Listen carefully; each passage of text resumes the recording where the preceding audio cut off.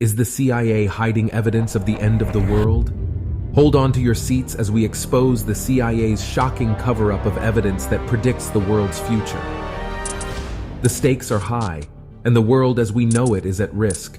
But what exactly is the CIA hiding? And why have they gone to such great lengths to keep it under wraps? We introduce you to a mind-blowing revelation that will change the course of human history forever. So make sure you watch till the end.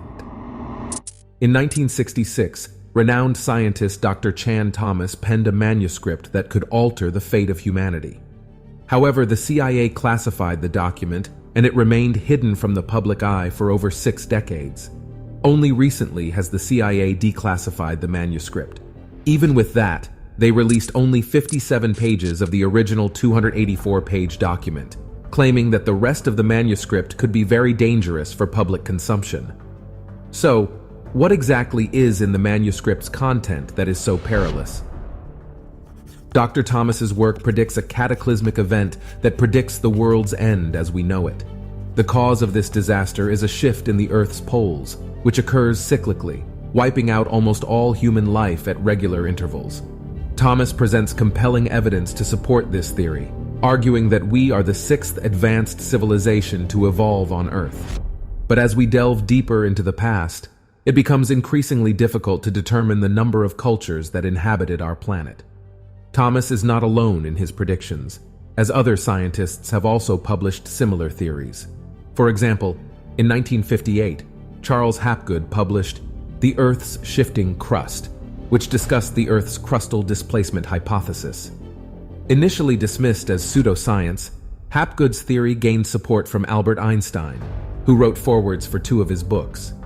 Charles Hapgood was determined to unlock the secrets of our planet, and now we know he was right. The continents once believed to be stationary drift apart and collide together over and over again, shaping the world as we know it. For example, Pangaea was the supercontinent that broke apart to form today's land masses. But before Pangaea, there was Gondwana, and before Gondwana, there was Pannotia. The list goes on and on. Hapgood released a groundbreaking book called The Path of the Pole. In it, he suggested that the Earth's poles are constantly moving. And he was right. But his most controversial theory was that a pole shift occurred around 9600 BC, which would have dramatically altered the landscape of Antarctica. The Piri Reis map, an ancient map that baffled scientists for centuries, shows Antarctica long before it was officially discovered. According to Hapgood, an advanced civilization mapped the continent thousands of years ago before it was covered in ice. This theory is still debated today, but Hapgood's impact on our understanding of the Earth's history is not denied. But there is another theory put forth by Dr. Chan Thomas in his book, The Adam and Eve Story. He suggests that the shift in the Earth's poles happens in less than a day. The wind attacks, shredding everything in supersonic bombardment. The mountain of Pacific seawater follows the wind eastward, burying Los Angeles and San Francisco as if they were but grains of sand. This controversial theory challenges everything we know about the Earth's history and raises more questions than answers. In a world plagued by chaos and destruction, Chan Thomas boldly foretells an impending catastrophe that will shake the very foundations of our existence. With chilling detail, he paints a picture of a disaster that eclipses even the most terrifying Hollywood productions. Across the continent, the 1,000-mile-per-hour wind wreaks unholy vengeance everywhere, mercilessly.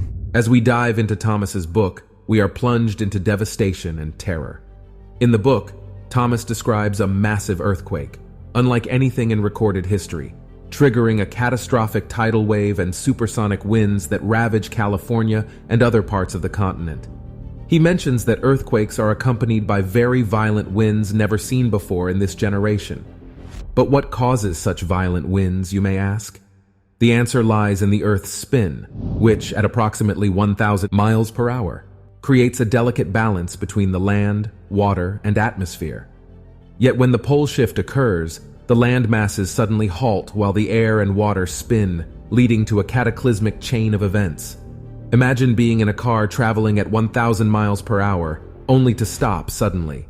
The impact would be catastrophic, which is precisely what happens to cities, skyscrapers, and millions of unfortunate souls caught in the path of destruction. The lucky survivors must now face the aftermath, a 2-mile-high wall of water, mud, and debris hurtling toward them at the speed of sound. The chaos does not end there.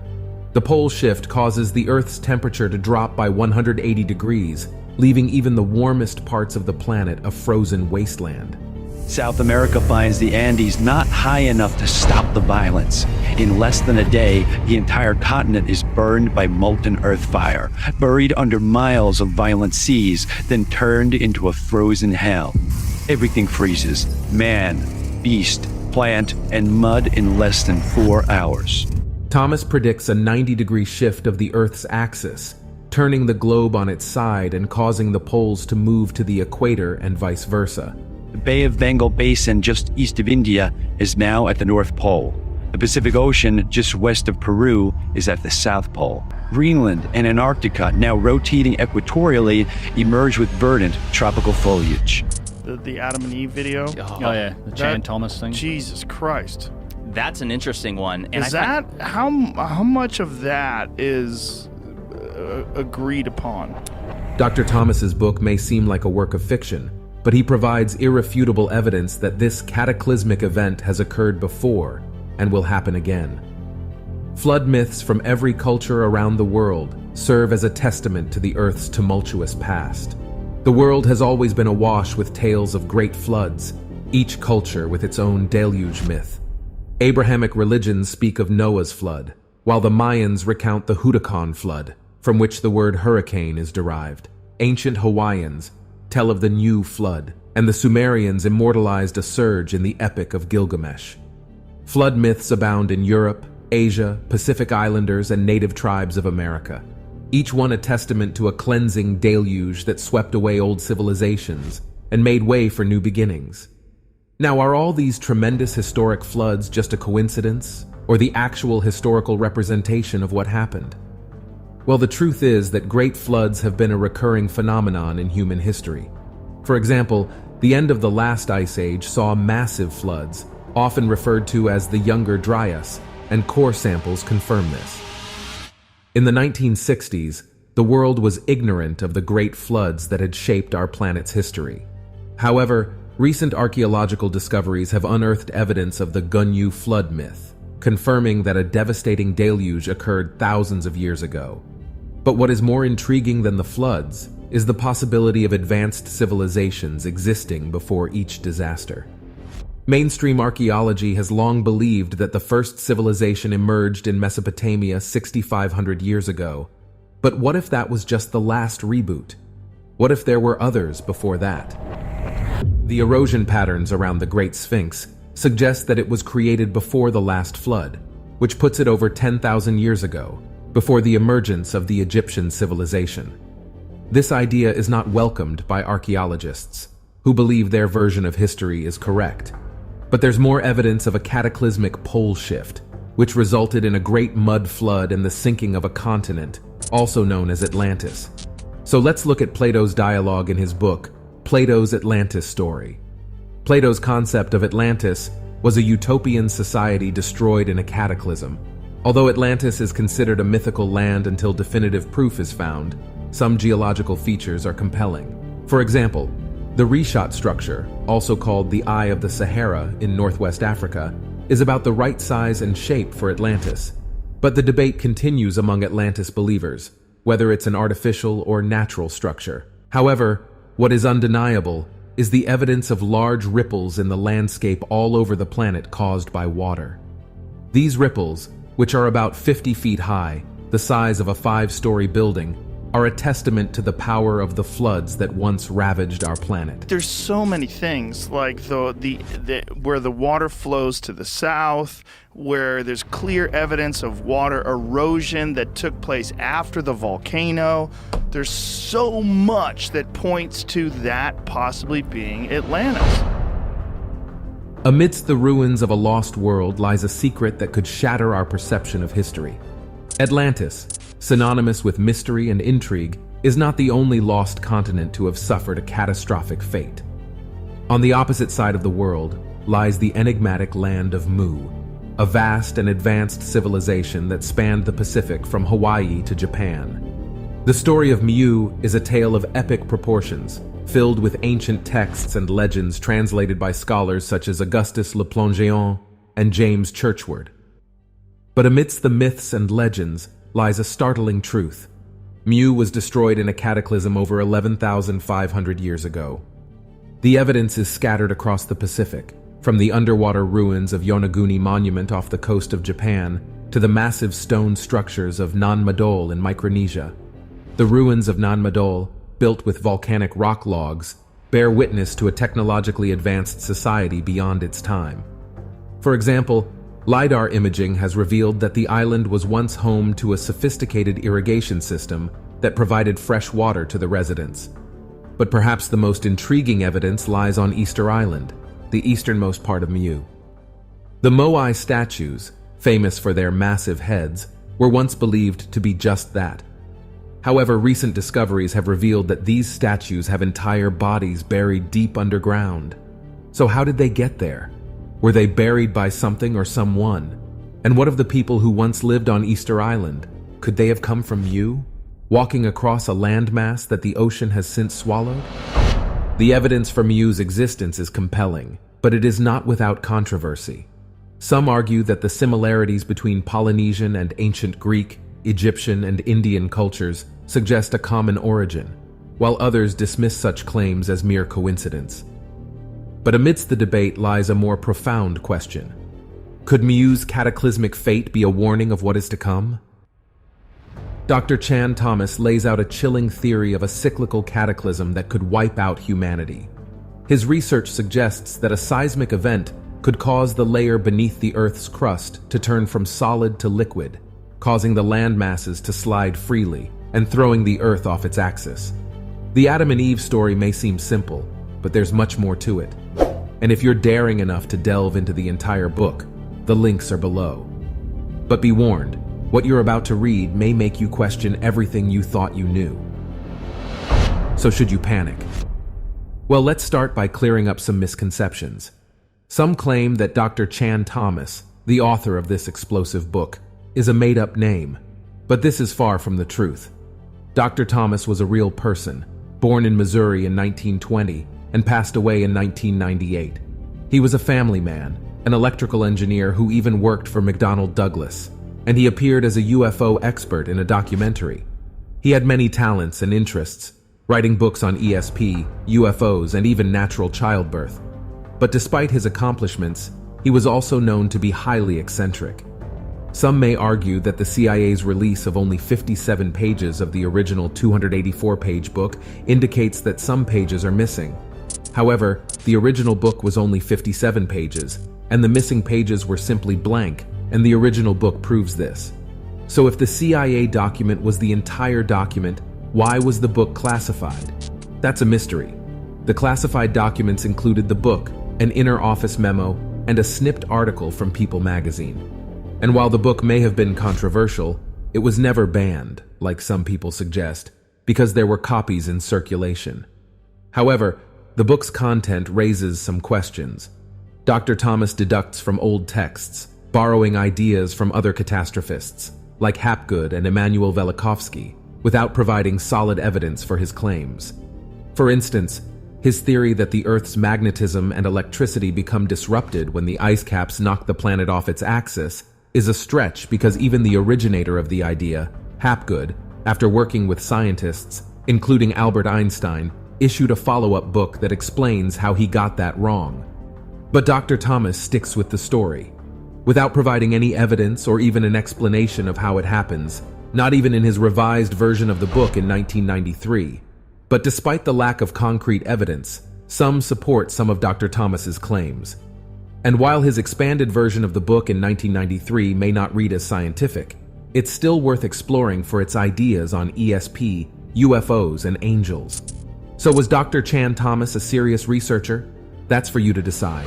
But one thing is sure, his book has sparked controversy and curiosity. Some claims in his book have sent shockwaves through the scientific community, and with evidence mounting, it's hard to deny that some of them may be possible. Picture this: glaciers melting at an unprecedented rate, causing floods so devastating they make the tsunamis we know today look like a gentle ripple. The sea level rises hundreds of feet, swallowing entire cities whole. It's not just a doomsday scenario. It's happened before. But that's not even the most chilling part. Dr. Thomas Chan talks about a sudden drop in temperature so drastic that everything in its path is frozen solid, with woolly mammoths discovered with buttercups still in their mouths. It sounds like something out of a horror movie, but it's true. Mammoths have been found frozen in the middle of eating. Imagine what conditions would be required to flash freeze a creature of that size. It's almost too terrifying to contemplate. Yet, as the evidence continues to pile up, it's hard to deny that there may be truth to some of Dr. Thomas Chan's claims. According to Thomas, the Earth's axis is shifting because of seismic activity, and NASA's findings support this theory. For example, the North Pole moved 25 centimeters east due to the massive Indonesian earthquake in 2004, and the Earth's rotation sped up, shortening the length of a day by 2.7 microseconds. In 2010, the same thing happened during the Chilean earthquake, and Japan experienced it the following year. Are these shifts a cause for concern, you ask? Well, not really. The Earth's rotation speeds up a little with each earthquake, but the moon balances it out, so the shifts aren't anything to worry about. However, there is a significant concern that we should all be aware of: the shifting magnetic poles. So what's the science behind this complete reversal of the magnetic poles? You know, two things right now is that the pole is moving. So it's off. I think it's off even the South Pole might be off of Antarctica at this point, like the magnetic south. And then the magnetic field consequently to this movement is weakening. So we know our magnetic field, and that's where a lot of that danger is going to come from, is if the magnetic field keeps weakening. The Earth's poles flip-flop. Geologically speaking, it happens a lot. It has happened hundreds of times, with an average of 300,000 years between shifts. But we haven't shifted in almost 800,000 years, making us overdue. The poles are constantly moving, and the North Pole was drifting about 9 miles per year in the early 1990s. However, this speed has steadily increased, and it's currently drifting at almost 40 miles per year. In addition, GPS is now being updated every 6 months due to this speed, from it being previously updated every 5 years. These are all signs that a shift could be on the horizon. So, what does this mean for us? Life will go on. Animals that navigate using geomagnetism will be confused for a generation or two, but they'll figure it out eventually. The geologic record shows no significant die-offs during pole shifts, and our species has lived through a few transformations over the past 3 million years. However, our ancestors didn't have satellites, GPS, or planes, and much of our technology will go haywire. But code can be rewritten, and software can be patched. The real danger lies in the time leading up to a pole shift. The Earth's magnetic field gets tangled up and significantly weakened, leaving us vulnerable to solar activity. Solar winds, storms, and coronal mass ejections could cause significant damage without our magnetic field protecting us. Satellites will get fried, and rates of cancer will increase dramatically. The most significant danger, however, is posed to our power grids. High levels of solar activity could knock out all electricity on Earth for days or weeks, maybe even months in some places. Civil unrest is a massive understatement. Dr. Chan Thomas's book, The Adam and Eve Story, was dismissed as pseudoscience when it was first published. However, many of his claims have been proven true in the 50 or so years since its publication. In some cases, the difference between pseudoscience and natural science is time. If just a fraction of Dr. Thomas's predictions come true, our time is running out. Thanks for watching, everyone. If you liked this content and learned something, consider sharing this video and subscribing. See you in the next one.